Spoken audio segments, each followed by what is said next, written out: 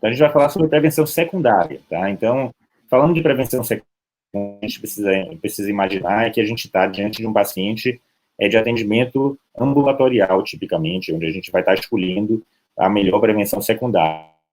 Foquem no tipo de paciente que vocês vão atender, ou no ambulatório, ou no seu consultório, e que vai se apresentar com a sua clínica de AVC.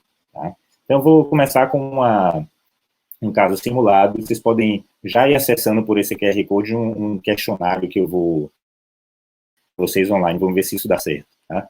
Então, o caso simulado aqui é um caso real, na verdade, que eu atendi alguns anos atrás, paciente de 73 anos, ele é hipertenso, diabético, e chega no ambulatório com diagnóstico de múltiplos AVCs. Então, ele refere que há 5 anos atrás ele teve o primeiro deles. Desde então, ele vem apresentando outros episódios. Esse quadro inicial foi de um déficit motor na perna esquerda, enquanto ele estava dirigindo, e os outros episódios ele foi apresentando foram mais transitórios. Ele apresentava uma fraqueza no hemisfério esquerdo ao acordar, e foi começando a usar diversas medidas de ordem preventiva para AVC. Ele começou inicialmente só com AS, aí depois do segundo evento foi aumentada a dose do AS, depois foi acrescentada o clopidogrel, torvastatina, foi aumentada a torvastatina, e nada do paciente melhorar desses eventos. Ele continuava apresentando recorrência. Tá? Então, vou sair daqui dessa tela daqui e vou vir aqui para essa outra tela aqui.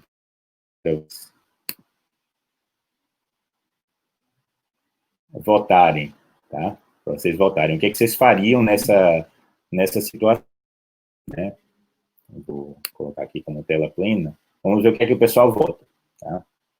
Ótimo. Então, já tem algumas pessoas votando que manteria essa mesma combinação, já está maximizado. Alguns trocariam a S-clopidogrel por dabigatrana. Beleza, ótimo. Alguns trocariam a S-clopidogrel por varfarina. Ótimo. Ninguém colocaria cilostazol, que é uma medicação mais rara de ser usada mesmo. Maravilha. Pronto.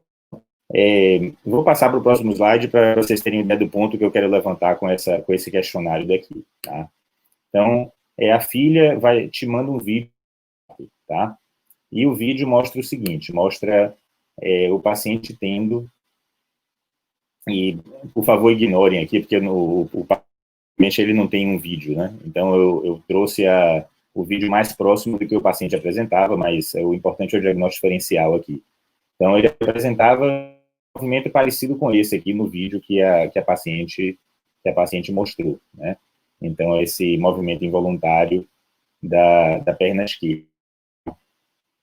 E aí, o que a gente vai interagir agora? Vocês vão votar em qual o diagnóstico diferencial que vocês acham que é mais provável numa situação que apresenta. Teve vários déficits motores ao despertar, recorrentes, né? E agora ele está com... A filha mandou esse vídeo dele apresentando esse tremor que ela flagrou no vídeo e mandou. Então, veja o que é que vocês sugerem como diagnóstico diferencial. Tá, então estão votando em ataque isquêmico do paciente, tá? Uma pessoa aqui votou em crise epiléptica focal.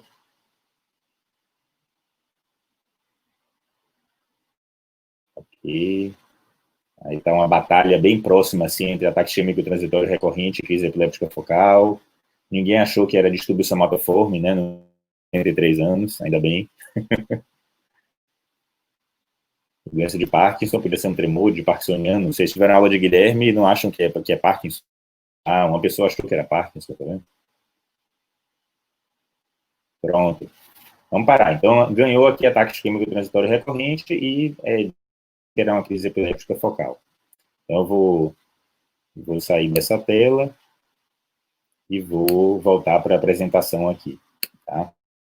Esse caso em particular era um paciente que apresentava uma crise epiléptica, viu, gente? Então, na verdade, o paciente teve apenas um AVC e os outros foram eventos de crise epiléptica com paralisia pós-ictal, que a gente chama. Então, muitas vezes, o indivíduo que apresenta crise epiléptica, da crise epiléptica, que dura 2 minutos, ele apresenta um movimento involuntário, e depois ele pode passar até 24 horas com uma perda de função naquele mesmo que foi afetado pela crise epiléptica. Então, muitas vezes isso é confundido com AVC isquêmico. O paciente vai para a emergência, faz uma tomografia, a tomografia é normal ou antiga, e aí ele sai com o diagnóstico de ataque isquêmico transitório, recorrente, né? E, na verdade, aí é uma crise epiléptica que é importante reconhecer como uma causa desses recorrentes, né? Então, a gente vai falar um pouquinho sobre a importância da gente fechar esse diagnóstico diferencial, mesmo no paciente que ele é encaminhado com um diagnóstico diferente. Vai falar do quadro clínico, dos tipos de AVC, das diversas etiologias e do tratamento, tá? Então, em relação ao diagnóstico diferencial, eu vou primeiro falar do diagnóstico diferencial desse paciente, só para reforçar, né, na aula de Guilherme, vocês aprenderam como é que é um tremor parkinsoniano. Então, o tremor parkinsoniano, se vocês comparam com a crise epiléptica, é até um pouco parecido, mas o aspecto é diferente. Por quê? Porque no Parkinson, o tremor ele é mais regular, ele repouso, né, nesse paciente aqui, ele só está acontecendo numa posição determinada, e a amplitude do movimento é mais ou menos constante, né? Enquanto que na crise existe aquele movimento que a amplitude vai aumentando e depois reduz, é mais paroxístico e dura entre alguns segundos até 2 minutos, por aí, de duração. Então, ele não é uma coisa contínua, como acontece na doença de Parkinson, tá? O outro diagnóstico diferencial que a gente está vendo aqui é de um paciente que tem hipnose ou oclusão de carótida, por exemplo, né? Nessa situação, podem haver alguns movimentos involuntários, mas eles são dependentes da hemodinâmica, então, do quanto tem naquele hemisfério cerebral. Então, por exemplo, o paciente pode apresentar um tremor desse tipo, tá? Mas ele só vai apresentar esse tipo de tremor quando ele está em pé, quando ele está o tremor, porque em pé ele perfunde menos esse hemisfério cerebral, tá? E é importante lembrar desse diagnóstico diferencial, porque o indivíduo que apresenta hipnose de carótida, por mais antiplaquetário que você dê para ele, ele vai continuar com a limitação mecânica de fluxo sanguíneo para o cérebro, tá?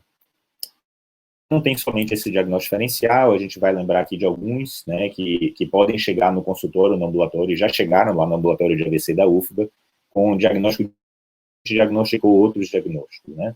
Então, aqui, esse primeiro aqui é o hematoma subdural. A causa mais frequente de confusão desse diagnóstico é quando é o hematoma isodenso. Então, aqui a gente vê, por exemplo, nessa imagem da esquerda, uma linha que separa o parênquima cerebral normal do hematoma subdural, aqui de um lado. E esse outro caso aqui, que é mais difícil de ver, tudo isso daqui é um hematoma subdural. Se a gente for visualizar aqui, cada uma dessas, entre o hematoma subdural e o parênquima cerebral normal, tá? A outra situação é tumor cerebral, então nem tudo que é hipodenso, né, é um AVC, né? Então a gente vê aqui esse aspecto digitiforme, né, que parecem dedos de luva, assim, na substância, chama atenção para um edema vasogênico. Nem sempre tem uma heterogeneidade de sinal, como tem nesse caso aqui, mas quando existe, motiva que contraste e consiga ver alguma lesão neoplásica nesse centro da lesão hipodensa, tá? Então, lembrar do tumor cerebral também, já tivemos alguns casos encaminhados para o ambulatório de AVC, e que eram tumores cerebrais, né? Além disso, assim, na fase aguda, 3 diagnósticos diferenciais realmente comuns, a hipoglicemia, encefalopatia hepática e urêmica, mas no ambulatório isso não vai ser tão pertinente. A crise epiléptica, como a gente acabou de colocar, que era o diagnóstico desse paciente que eu mostrei para vocês. A doença de Parkinson, eventualmente, o paciente muito bradicinético unilateral, admitido na emergência com uma hipocinesia mediada de um lado e ser confundido com AVC. E, finalmente, o distúrbio somatoforme ou conversivo, que é principalmente diagnóstico diferencial no paciente mais jovem. Ok, aí depois que se fecha esse diagnóstico diferencial, e aqui a mensagem é mais importante a gente ter certeza do diagnóstico antes da gente prosseguir com mudança de tratamento, né? Então, todas as respostas anteriores ali que vocês responderam estavam erradas, mas o mais interessante ali seria tirar uma história mais pormenorizada com o familiar, né? Agora a gente vai falar um pouco sobre nos diversos tipos de AVC, tá? Então a gente vai juntar esses 2 próximos temas, tá? Os tipos de acidente vascular cerebral dependem, são eventos vasculares, né, como o próprio nome diz, e se há uma oclusão do vaso, você chama isso de AVC isquêmico, então você vai ter uma perda de perfusão de um território cerebral com morte celular nesse território vascular. Na tomografia, a ocorrência mais frequente inicial é de uma tomografia, e com o passar do tempo vai surgindo uma lesão hipodensa em forma de cunha, né? Então, você imagina o vaso ocluído aqui, e nesse território aqui, um tecido que foi perdido nesse território. O quadro clínico é de um déficit focal de instalação aguda, tá? Um déficit neurológico de instalação aguda.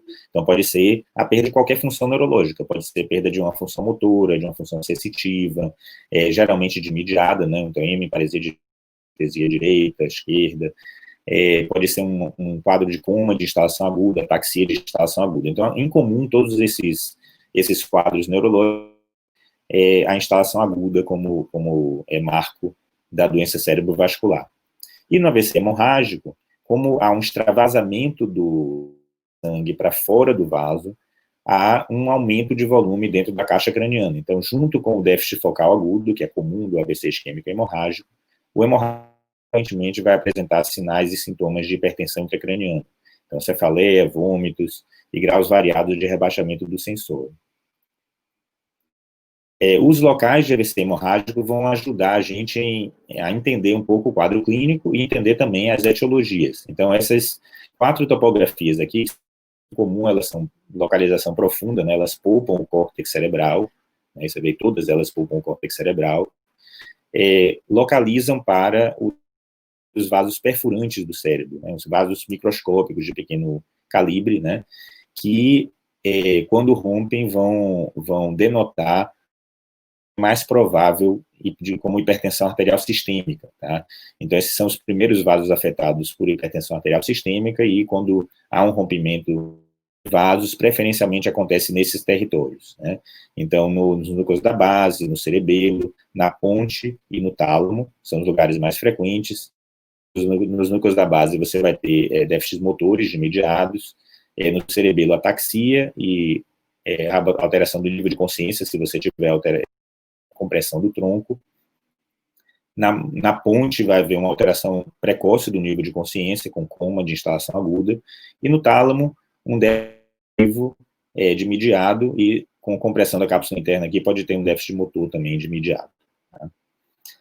O outro local onde pode haver um AVC hemorrágico é a localização lobar, e aqui, tanto a etiologia quanto o quadro clínico são mais variados, né, porque vai depender muito do lobo cerebral, para a gente saber qual é o quadro clínico desse paciente. Ele é mais superficial, mais frequentemente vai ter crise epiléptica nesse perfil de paciente, e as etiologias são variadas de acordo com a faixa etária, né, em indivíduos vai ser secundária a malformação arteriovenosa, vasculite, ou uso de drogas ilícitas, né, cocaína, por exemplo, dá muito esse padrão de... enquanto que no indivíduo mais idoso vai ser mais frequentemente secundária a angiopatia amiloide. No quadro clínico da AVC, isso vai depender basicamente dos territórios arteriais afetados, né? Então, a gente tem 2 territórios principais, o da circulação posterior, que é formado por essas artérias centrais, e a artéria basilar, aqui no centro, e a circulação anterior, que é formada pelas artérias carótidas e seus ramos, né? Escala que a gente usa para ajudar a separar essas síndromes em 4 síndromes principais. A síndrome que a gente chama de TACS, anterior total, PAX, POX e LAX. Né? Então, o TACS é de circulação anterior total, aqui é circulação anterior parcial, circulação posterior e a síndrome LAX. Então, na síndrome de circulação anterior total, se vocês conhecerem bem essa, as outras são meio que extraídas dessa primária. Tá? Então, você precisa ter 3 sintomas, 3 conjuntos de sintomas: um sintoma motor, de mediado, tá? Um sintoma cortical, de disfunção cognitiva, pode ser afasia, disfunção visoespacial, e um distúrbio de campo visual, onde o paciente tem a visão de um dos lados do campo visual. Né? Isso geralmente denota um AVC mais extenso, né, no território da cerebral média ou carótida. Né? O parcial é quando há um ou dois desses sinais e sintomas da síndrome TACS. Tá? E geralmente isso denota um infarto menor. Posterior vai gerar uma variedade de sintomas de circulação posterior, incluindo ataxia, coma e disfunção de nervos cranianos, tá? Ou pode ter uma alteração visual isolada. E a síndrome lacunar é uma síndrome decorrente de um infarto pequeno e profundo daquelas artérias perfurantes que a gente citou logo na parte inicial da. Então, geralmente, nessas topografias, você vai ter déficits motores ou sensitivos proporcionados, acometem todo o hemicorpo, mas você não tem cognitiva, porque você poupa o córtex cerebral mais superficial. Tá? A importância, assim, de conhecer bem esse quadro clínico é porque, às vezes, não há uma correlação sintoma, e isso pode denotar que o diagnóstico diferencial é outro. Tá? Além disso, algumas implicações para a fase aguda, o mitax mais frequentemente leva a edema cerebral, e isso deve motivar a fazer uma tomografia mais precoce, e a indicação de também é mais precoce nesses pacientes. A síndrome PAX há um baixo risco de edema, então você pode repetir a tomografia mais tarde. A síndrome POX, como a de cranianos, mais frequentemente há um risco de broncoaspiração, e por isso deve-se ter uma vigília grande para broncoaspiração. E a síndrome LAX, sem risco de qualquer complicação, eventualmente o paciente pode ficar num quarto, tá? Então, mas na fase ambulatorial, pouca repercussão dessa questão clínica dessas síndromes, exceto o diagnóstico diferencial, tá? Então, a gente já passou aqui pelo quadro clínico dos tipos de AVC, vamos para as etiologias, tá? As etiologias do AVC isquêmico, elas seguem uma classificação topográfica, tá? Então, a classificação basicamente anatômica. A gente tem as fontes cardíacas, que vem do coração, tá? Então, como é uma oclusão de um vaso, mas geralmente a fonte do coágulo vem à distância, as fontes cardioembólicas vêm. A aterosclerose de grandes vasos são basicamente todos esses vasos que estão mostrados aqui nessa figura. A aterosclerose de pequenos microscópicos que não estão nessa figura aqui, mas que saem desses grandes vasos aqui intracranianos. Outros são quadros, por exemplo, de vasculite, de trombofilias que a gente conhece qual é a causa, mas não são classificados como os mais comuns aqui, o aterosclerótico. E os de fonte indeterminada são aqueles que a gente investigou e ou detectou duas causas concomitantes ou não conseguiu achar uma causa, Então, a gente vai primeiro aqui para o cardioembólico. Então, se a gente se aproximar aqui, as causas cardioembólicas mais frequentes, de longe aqui, são a fibrilação atrial, em nosso Chagas é uma outra causa frequente, doença valvar e trombos intracavitários são fontes frequentes aqui de embolia para o cérebro. Tem uma série de outras fontes que são listadas aqui, por exemplo, insuficiência cardíaca, cardiomiopatia dilatada, que também podem ser fontes de AVC cardíaco. Quando a gente exclui o coração e vem para os grandes vasos, então lembrando que aqui todos são grandes vasos, aqui são grandes vasos cervicais, aqui são intracranianos, e os vasos intracranianos microscópicos a gente não vê tipicamente em nenhum exame complementar, que são furantes aqui, que saem dessas grandes artérias cerebrais. Quando essa doença de pequeno vaso, o infarto ele sempre é profundo, então ele tem um diâmetro máximo de 2 centímetros, e é sempre localização profunda, nunca superficial. Tá? Quando é uma doença de grande vaso, ele pode ser por limitação de fluxo, que a gente chama de hemodinâmico, ou ele pode ser por embolia, vaso-vaso. Então, uma placa, um pedaço da e foi parar na artéria cerebral média, por exemplo. Tá? Quando é por hipofluxo, esse é o padrão típico de imagem. Tá? Por que esse é o padrão típico de imagem? Se a gente... Essa região mais lateral aqui é o território da artéria cerebral média, e esse território mais medial aqui é o território da cerebral anterior. Esse local de infarto está exatamente na fronteira entre um território arterial e outro, que são justamente os ramos mais fininhos entre as duas circulações. Então, imaginem aqui uma obstrução aqui na carótida interna, e os vasos onde que mais sofrem são os ramos terminais dessa artéria cerebral anterior e os ramos mais terminais da média. E aí você infarta exatamente nesse território. Então, quando você olha esse padrão, é quase que certo que você vai ter uma estenose ou oclusão a esse território. Se a gente excluir esse mecanismo, o outro mecanismo mais provável é o de embolia, e a embolia tipicamente se dá no território inteiro da artéria cerebral, ou então uma parte desse território, mais um formato de cunha dentro desse território da artéria cerebral. Essa placa pode ser na circulação cervical ou pode ser intracraniana. A gente vai ver que tem diferenças de tratamento se a gente estratifica de acordo com se é cervical ou intracraniano. Tá? Então é importante lembrar desse aspecto. Mas para que a gente precisa? Né? O que é que muda na nossa prática? Eu acho que esse estudo ele exemplifica bem o impacto que a gente tem de investigar essa etiologia, tá? Para a gente não pensar só que a gente tem que estabilizar o doente, tratar a pressão arterial e dar alta para o paciente, né? Esse estudo Express, o que é que ele, na Inglaterra, eles montaram clínicas de investigação de ataque isquêmico transitório, tá? Então não era nem AVC, embora a fisiopatologia seja idêntica do ataque isquêmico transitório. Então, eles montaram clínicas de AIT que recebiam pacientes da emergência e investigavam esses pacientes em 24 horas. O que é que eles faziam? Eles faziam apenas 2 exames, um eletrocardiograma e um estudo vascular cervical e intracraniano, que podia ser uma angiotomografia ou um angio-. Tá? Com esses 2 exames, eles conseguiram reduzir a taxa de recorrência do AVC em 80%. Tá? E assim, é interessante isso, porque assim, eles na Inglaterra eles calculam tudo, né? Eles estimaram que, submetendo todos os pacientes a esse protocolo, eles reduziriam em 10 mil casos de AVC por ano, só na Inglaterra, só por realizar esses 2 testes na fase inicial do início dos sintomas. Por que isso acontece?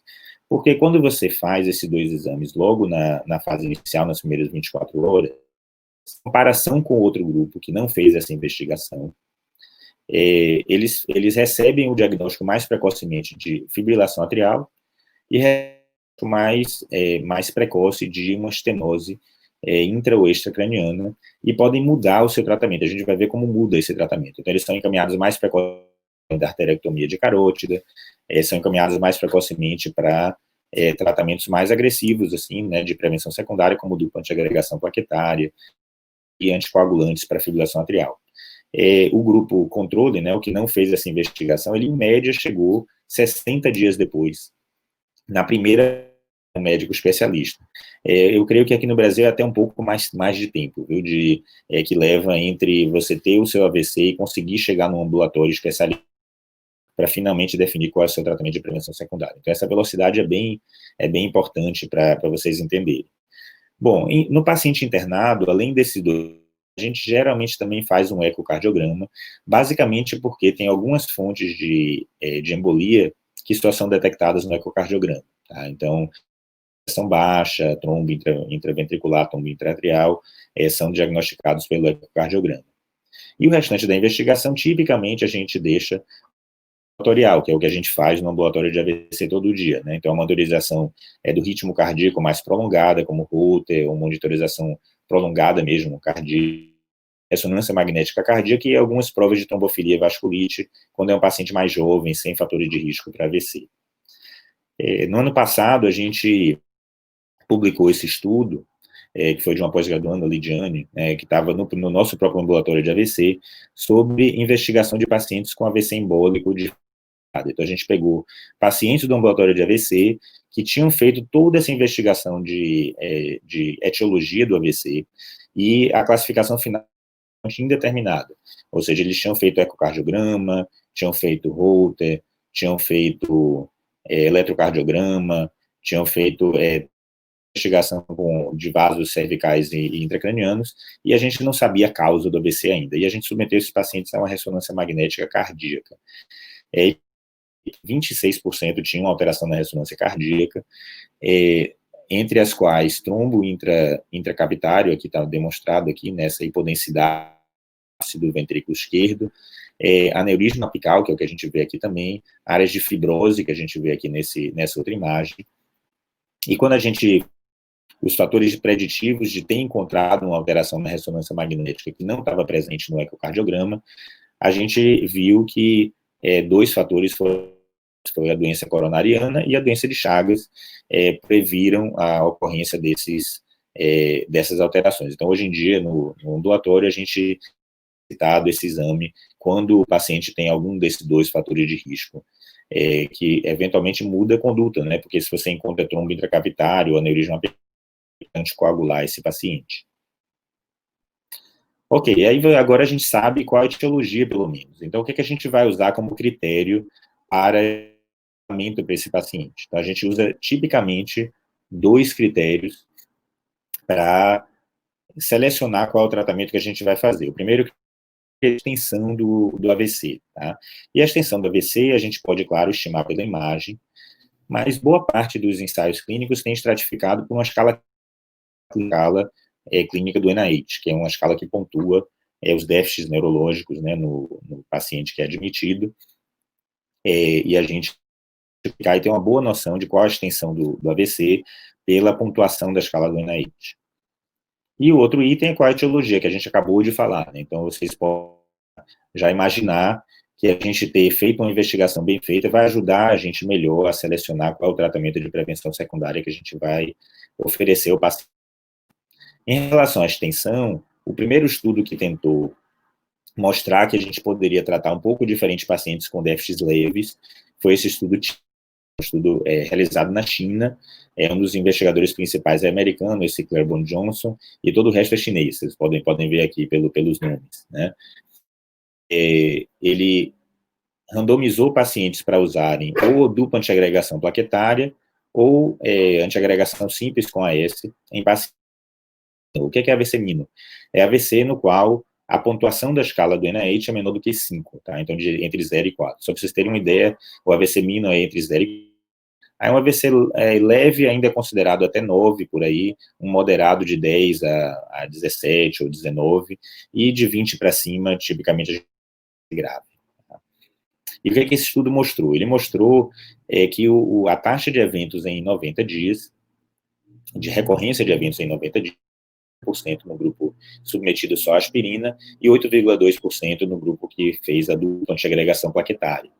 Tá? Então, esse perfil de paciente com AVC leve, um AVC leve ou ataque isquêmico transitório, ele tem um risco menor de ter hemorragia e, de fato, quando se pontua as hemorragias, qualquer hemorragia, e as hemorragias graves também seguiu a mesma tendência, não houve diferença estatisticamente significante.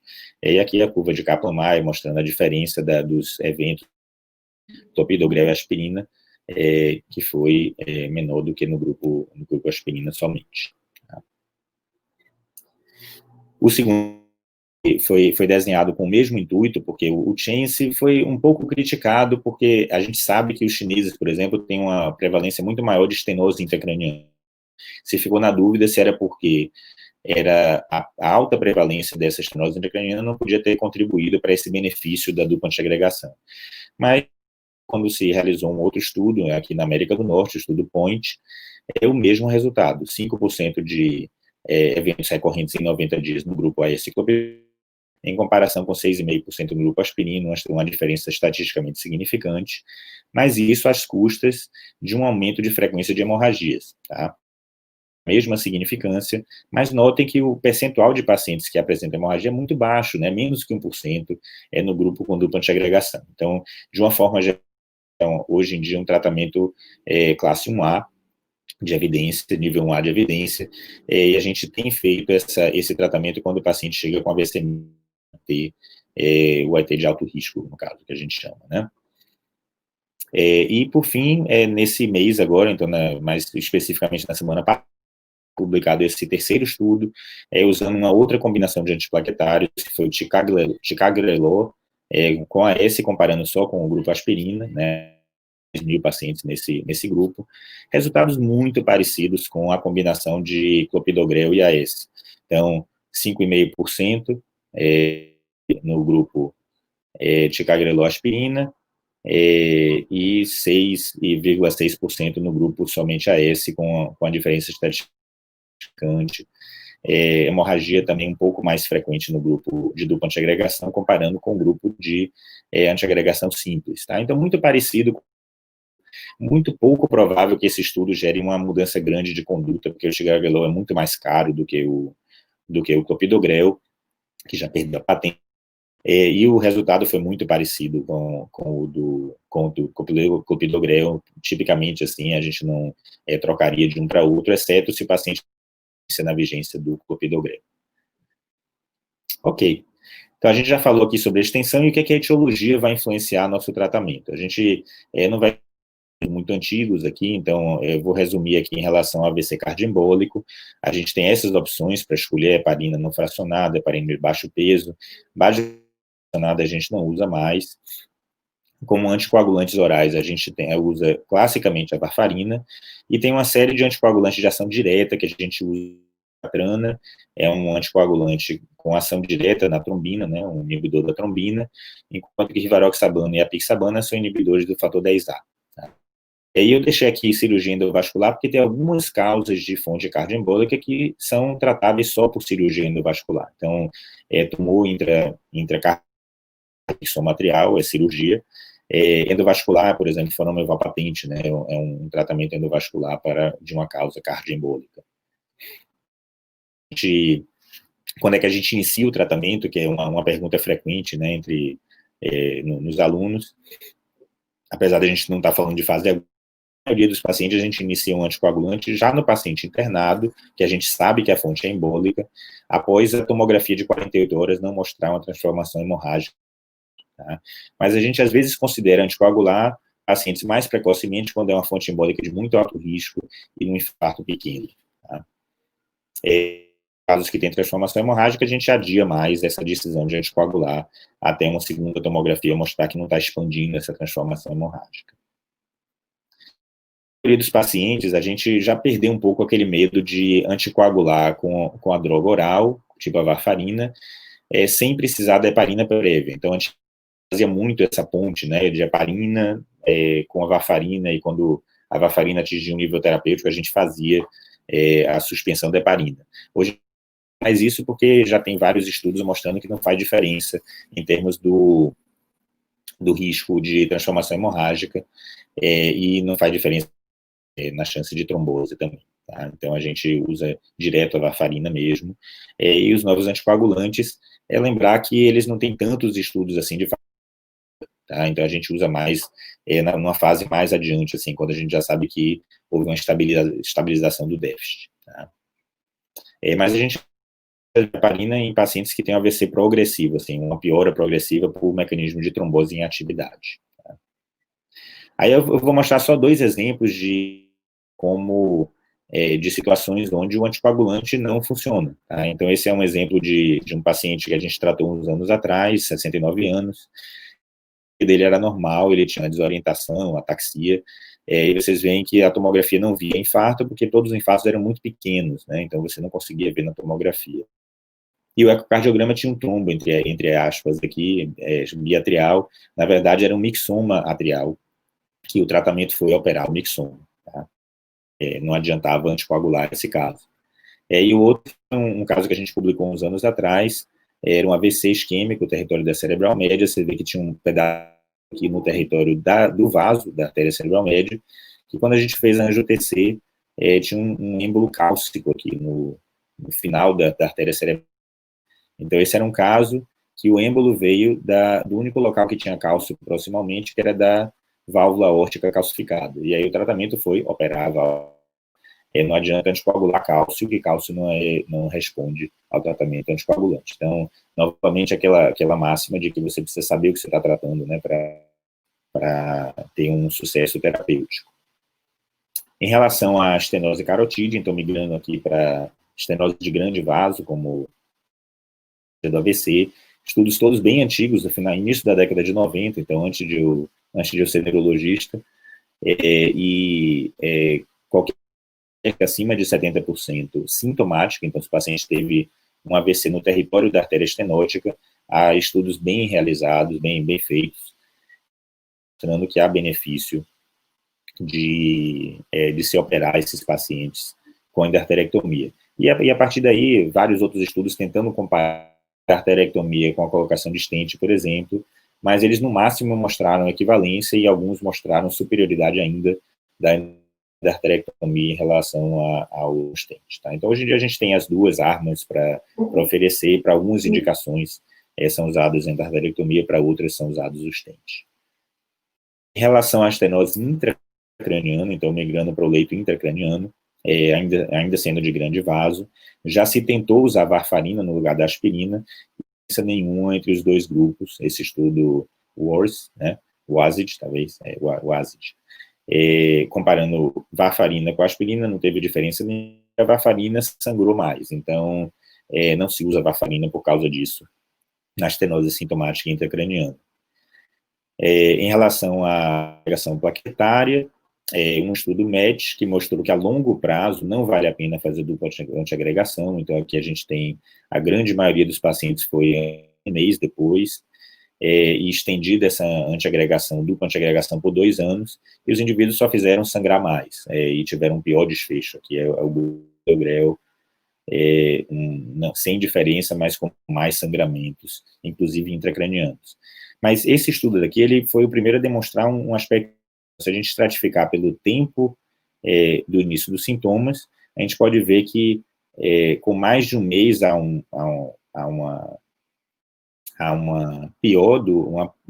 melhor desfecho quando você faz só antiagregação simples, e isso tende a melhorar o benefício em agregação com mais precoce você faz essa dupla antiagregação. Isso vai bem de encontro àqueles dados do Chains, do Point e a Alice, né? Mostrando que dupla antiagregação parece ter um papel interessante nessa fase hiperaguda precoce, né?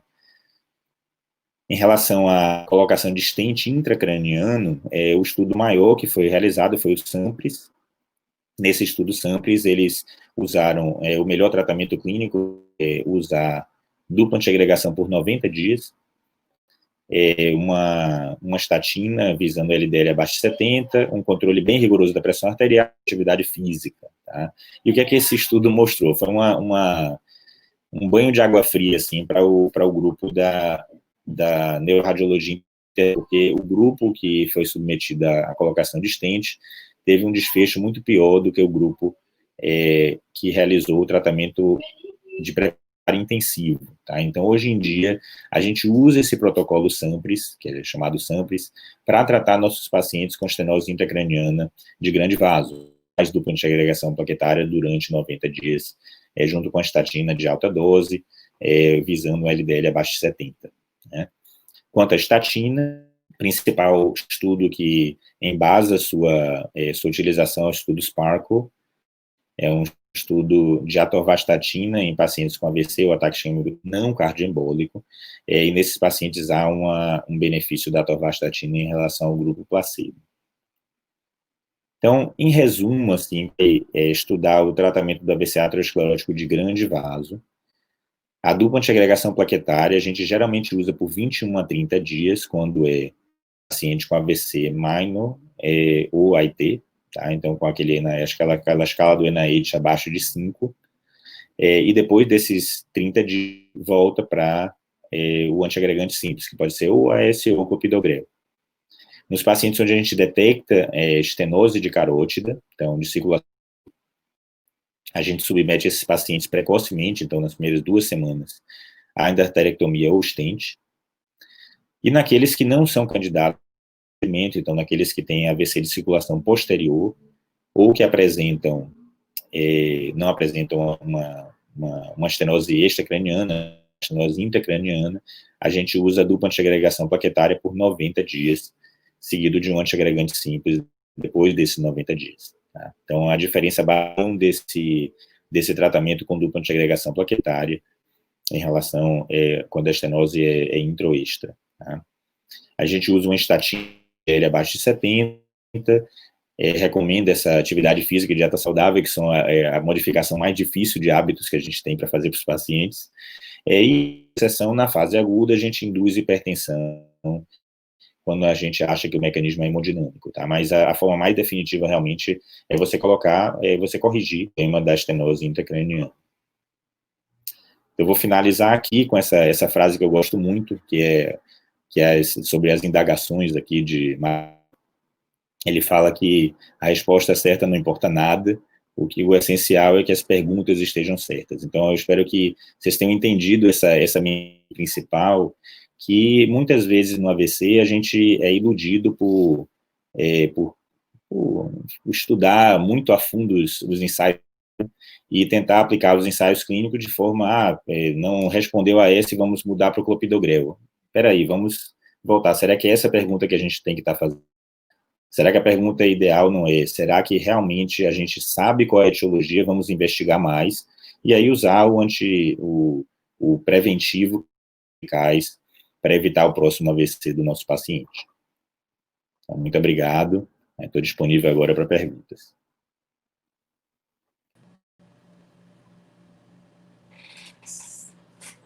Pessoal, me ouve? Sensacional, professor. Obrigado mais uma vez por sempre aceitar nossos convites. Explanação incrível. Como eu falei para o Wagner Cid e agora falando para você que já se formou o fã-clube aqui, os Jama Lovers. Todo mundo aí ficou de cara com os QR Codes e tem dúvida aqui para a gente. Ó. Deixa eu puxar a primeira aqui. Ó. Essa aqui, Luísa, eu acho que a gente vai te responder num outro momento, Luísa, mas a gente vai responder aqui também. Porque a gente vem novidade por aí, eu falei para vocês no começo. Mas a pergunta é a seguinte, ó. Tendo a disponibilidade, qual o critério para a escolha entre trombólise, trombectomia e a craniectomia? Pronto, maravilha. Então, assim, esses temas a gente de próprio fora desse primeiro módulo, porque não são de fase aguda, mas claro que a gente pode falar, não tem nenhum problema. Então, o critério principal entre trombólise e trombectomia é o tempo. Então, a trombólise a gente geralmente indica para pacientes que chegaram nas primeiras 4 horas e meia de instalação dos sintomas, mas é lembrar que eles não são excludentes. A gente essa semana tratar uma paciente de 73 anos, por acaso, nessa mesma idade aqui, ela foi tratada essa quarta-feira com trombólise, não respondeu e aí fez uma trombectomia mecânica. Então, a gente fez as duas coisas nessa paciente. A trombectomia mecânica, ela está indicada na janela de 4 horas, então ela tem uma janela mais estendida em relação à trombólise intravenosa, o que permite a gente selecionar pacientes para essa janela mais. Quanto à craniectomia, são para aqueles pacientes que a gente não conseguiu fazer esse tratamento eficaz e que tem aquela síndrome TACS, então aquela síndrome de circulação anterior total, grande. A gente repete uma imagem precoce, vê se ele está fazendo edema cerebral, e aí, nesses casos, a gente faz craniectomia descompressiva. Então, só responderam a esse tratamento de perfusão inicial. Excelente aula, professor. Muito obrigada. A gente vai continuar com as dúvidas, e aí tem mais uma aqui, que é de Trindade. Ele pergunta, existe alguma indicação para o uso de cilostazol na prevenção secundária? Então, o cilostazol é uma droga buscando uma indicação precisa, né? Grande problema do cilostazol. O cilostazol é uma droga desenvolvida no Japão. E ele foi testado em vários ensaios clínicos japoneses, coreanos, mas não tem nenhum, ele não é usado nos Estados Unidos, porque não é aprovado pelo FDA para uso em pacientes americanos, e por ter menos dados sobre o cilostazol, tá? Mas é uma droga que tem um perfil interessante, porque ele é um inibidor da fosfatase, né? Então ele tem um efeito tanto antiplaquetário quanto vasodilatador. Então, teoricamente, seria uma droga muito boa para usar na estenose intracraniana, que é a população principal testado lá no Japão e na Coreia do Sul. E naqueles pacientes, a dupla antiagregação com silose tem um efeito melhor do que o AS. Então, é muito parecido com o que a gente faz com o clopidogrel, e essa vai ser uma dificuldade de achar um nicho de indicação, assim como o Ticac vai ficar uma droga meio órfã nesse sentido também, porque a gente já tem o clopidogrel, que é mais barato, já perdeu a patente e é eficaz também, né?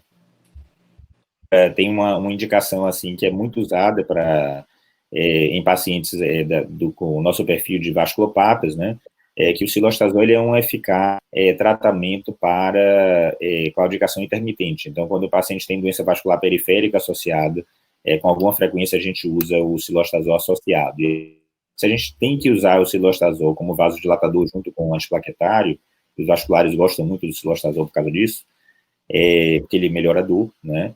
A gente pode usar no lugar do clopidogrel, a gente usar o cilostazol. Ele provavelmente é tão eficaz quanto. Bacana. Próxima pergunta aqui da Ana Júlia. Ela quer saber se existe profilaxia secundária causada por AVC causado por endocardite.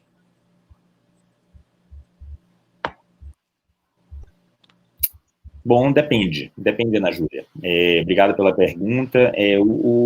O AVC por endocardite, teoricamente, se você tratou, ainda curou o paciente. Então, não precisaria de uma profilaxia secundária depois que você curou a endocardite. No entanto, se for uma cardite, pode argumentar que você usar penicilina a cada 21 dias, você está evitando que o indivíduo faça outra endocardite, portanto, isso é uma forma de fazer secundária para o AVC também, né, não só para a cardite. Outra situação também que você pode precisar de uma profilaxia secundária pós-endocardite é se você tem uma disfunção miocárdica secundária à miocardite e essa disfunção ser grande o suficiente para ter uma base na coagular, tá? Então, eventualmente, isso vai acontecer, mas é mais raro. O mais comum é você não usar nenhum antiplaquetário, nenhum anticoagulante após uma endocardite, fazer a profilaxia da endocardite com epocardite reumática. Bacana, professor. Mais uma perguntinha aqui, é de Caterine Coimbra. Ela pergunta, qual é a indicação para o uso de beta-bloqueadores em pacientes com AVC cardioembólico por FA? Maravilha. Então, beta-bloqueador, assim, ele tem até um trial interessante. A resposta curta é para controlar a frequência, tá? Então, a ela reduz cerca de 20% o débito cardíaco, né? Então, muitas vezes o paciente que é limítrofe na sua função cardíaca, ele pode ficar sintomático do ponto de vista cardíaco mesmo, né? De ter dispneia, os esforços, edema de membros inferiores, palpitação, quando ele entra em FA. Então, quando ele está em FA não é permanente, é paroxística principalmente, o indivíduo ele pode entrar e sair de FA e na entrada ele fazer uma frequência cardíaca muito elevada, tá? A FA em si já reduz 20% do débito cardíaco. Quando você soma isso, o fato de você estar muito taquicárdico, isso reduz ainda mais o débito cardíaco, porque você não consegue dilatar o suficiente para aquelas forças de Frank Starling fazerem a contração do miocárdio, né?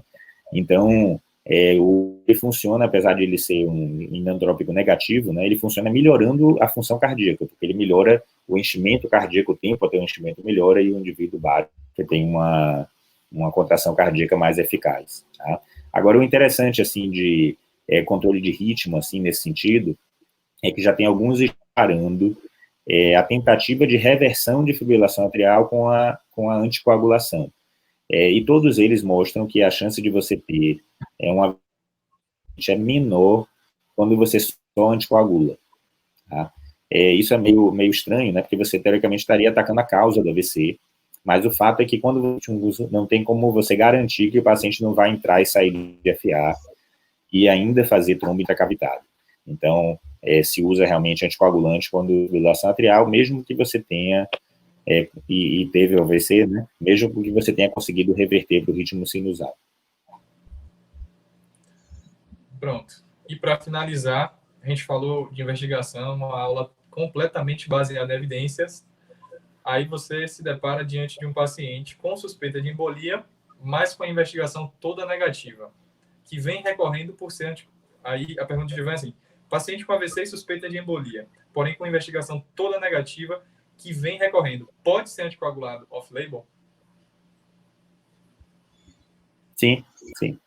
Entendo, assim, ó, qual é a limitação dos ensaios clínicos que a gente tem diante da gente.